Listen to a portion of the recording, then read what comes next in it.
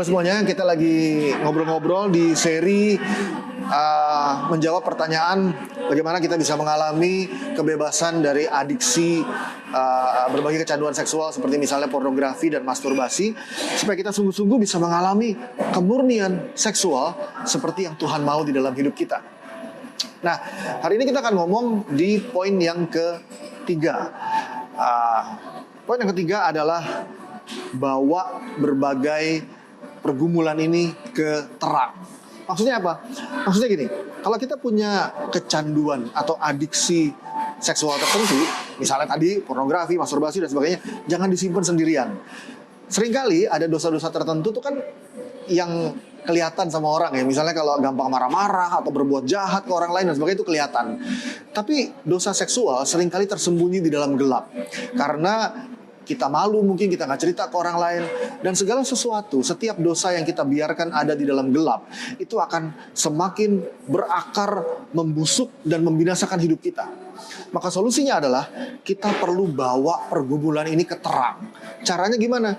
Ceritakan pergumulanmu, ceritakan dosa-dosamu ini, struggle-mu ini ke orang yang kamu bisa percaya.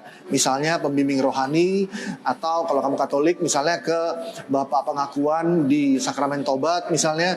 Ceritakan sehingga apa yang ada di dalam kegelapan ini kita bawa kepada terang. Dosa itu, kuasa gelap itu sukanya tinggal di dalam kegelapan. Kalau kita mau mengatasi, kalau kita mau mengalahkan, maka bawalah ini kepada terang. Oke, satu catatan penting tentang Sakramen Tobat. Katekismus Gereja Katolik mengatakan bahwa daya dari sakramen, efek dalam hidup kita itu sangat bergantung pada disposisi hati yang menerimanya. Maka saya mengajak kita semuanya, kalau kita lagi menerima sakramen itu jangan asal, apalagi sakramen tobat ya. Imani sungguh-sungguh. Kalau saya pribadi, setiap kali imam itu mau angkat tangan memberikan absolusi, di hati saya itu saya bilang begini, Tuhan, semua rahmat, semua daya kekuatan, daya pengampunan, daya pembebasan, rahmat kekuatan yang Tuhan mau berikan, semuanya saya mau terima di dalam nama Yesus.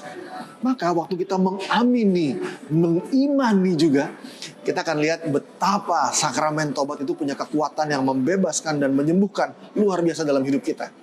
Maka hal yang ketiga adalah jangan lupa bawa pergumulan dosamu ke terang, sehingga terang Tuhan mengikis dosa-dosa kita. Dan tempat yang paling tepat, tempat yang paling penuh rahmat adalah sakramen tobat. Kita akan lanjutkan di video berikut. Kita akan masuk ke hal yang keempat di video berikut, yaitu melatih otot kehendak dalam hidup kita. Tuhan berkati.